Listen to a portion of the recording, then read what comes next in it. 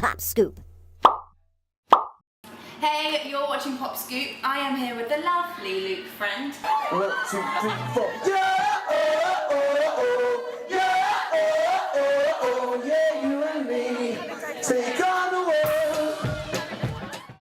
world. We're at Borderline, and this is your sold out show. Well, It is. your last night of your tour. Do you not reckon this room though makes you, I was just on about it earlier, makes you a bit like chilled, too chilled. Do you reckon? Yeah, it's making me feel quite like, I'm going to have to do some like style jumps before I go on. We'll warm you up. I came in and I was like, Luke's been eating Chinese, but apparently it's Mexican. It's not, I mean it wasn't my idea. It wasn't my idea. I decided to eat slightly healthier. I just had like a beef thing.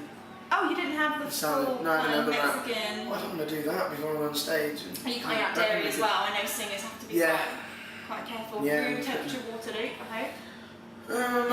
Not that strict. I've got cold water, but I've been drinking honey and ginger and stuff like that. That is the best. Oh, Fiona's gonna love Bit of them. herbal tea. So yeah, let's talk about tonight. Tell me about the sport act, because I know you've just mentioned her. Yeah, so Fiona Bevan. Thanks. She's amazing. I wrote one of the songs I'm playing tonight called Medicine. I wrote with her, and she's written for loads of people. She wrote Little Things with Ed. Blimey. Yeah. Nice. So that was pretty cool. Medicine's been getting a lot of love on Twitter. It has. I think it's because Top Nessa kind of broke down while singing it, so I think the fans kind of like me seeing me cry. I don't know. But Well, weirdly, I was going to ask you about crying a bit further on in the interview, but I saw that you tweeted the other day to your fans, describe, my show, describe the tour in 3 words, and the word emotional came up. every time. Are you making people Every cry? time. I think so. Am I going to be crying tonight? Hopefully. Is there, Happy tears. is there happy a tears. specific song that I need to get the tissues out? Probably What's been the Medicine. feedback? Medicine's probably is a really personal song to me, but it kind of relates to everything because the kind of symbolic word or kind of line in there is if love was medicine, I'd bring you back again, sort of thing. So it's like. Have you written about someone special? Yeah. I wrote it about my grandpa who passed about 3-4 years ago.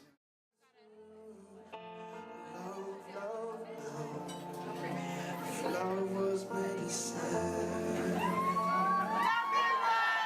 Your daughter's on the phone crying. While the hand is my dad dying. Teardrops falling. Is everyone? Yeah, it's a song what I had for a while, and then Fiona helped me finish it because I couldn't write it because I wrote most of it, and I was just like, I don't really want to sing this. And then Fiona kind of gave me the confidence to do it. So yeah, it's a good song. It's very personal to me. Maybe a bit too personal, but like I do like it, and people seem to relate to it. People tell me stories all the time, like they've related to it. And, That's the best feeling, isn't it? Yeah, no, that is amazing, and that's what makes a song happy. Even though it's quite a sad song. But So, obviously you've come from the X Factor. I don't want to talk too much about that, No, but please. you were obviously having to sing lots of covers. Yeah. Was that frustrating for you? Because way back before X Factor, I know you've done Open Mic UK, you've been doing loads of songwriting. been bopping along for a while, yeah. Was that difficult to sort of having to do all these covers when you've got all these songs locked away? No, because it depends how you look at it. If you, from my point of view, I always thought, well, I know I'm definitely going to do covers on the show. Like the only time I'm ever going to probably do my own one is when you go in for the audition. But no, it's exciting because you take someone else's song instead of singing it exactly how it was. You try and the exciting thing about doing a cover is trying to change it. Like doing like Run by Snow Patrol, but maybe making it a bit faster. Or That a was bit amazing. slower. Thank you. Yeah, I really enjoyed it. It was the guitar drop was a bit intentional. Do you know what? I actually love that. I love that bit. It wasn't meant to fall. I was just meant to put it behind my back, but it fell off. I broke it actually. I broke my guitar. Oh, did you? Yeah, so but it's cool because they were very generous to me, and they sent me another one for the exact same model, which I was not used to. So I was like, oh cool, thanks. Nice. Do you know when you listen to a song or you rewatch something on YouTube and you're immediately transported back to where you were when you first saw that? I remember your sing-off so vividly. I had like one ear kind of on the X Factor on the Sunday night, and I was doing something else. And as soon as you started, the guitar drop and you were getting your arms up, and to me that was when I was like, this guy's an artist. He's not just, X Factor. because you really fought for that so much. What was your journey like before X Factor? Because you were on the circuit, you were gigging, you were doing competitions. Yeah, around where everyone like does their circuit. There's always like it's quite funny. I was talking to a support act who was playing with me in Glasgow, and he was very unsure about everything. And I remember he was giving me his CD, like he had an EP, and he was giving me, and it just reminded me. He was older than me, but just kind of like we weren't in the same place, but he was in the same. He started a bit later, and I was talking to him about everything, and he was going to give him my CD for free, like he was going to.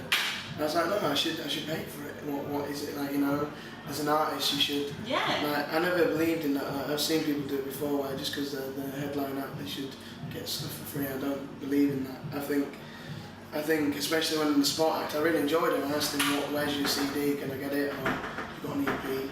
He said, yeah, I'll just go and get one. I was like, well, how much is it? And he wouldn't tell me how much it was, so I gave him like a tenner for it or something. But like, yeah, it's just stuff like that. What reminded me is when really I didn't want to give away my EPs. I wanted to sell them because I needed that to go somewhere else to play. So I realised how hard It's a good bit of karma though, because now people are going to be like, no, I'm going to purchase Luke's.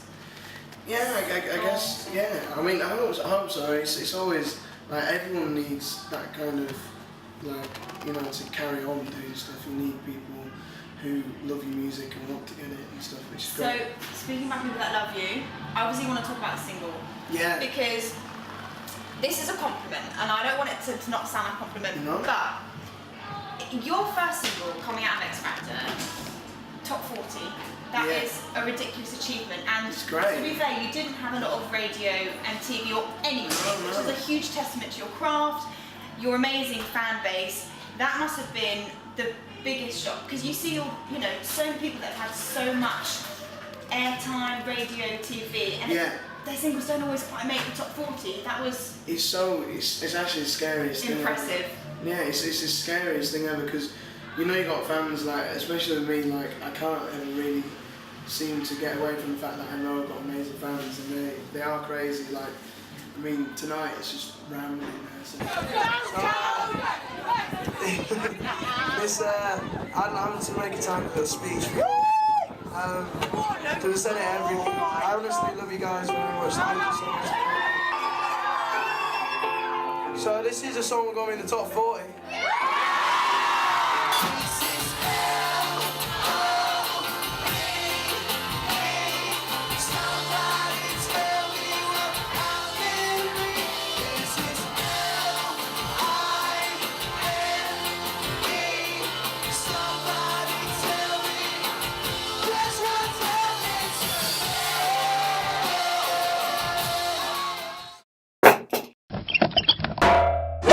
Pop scoop.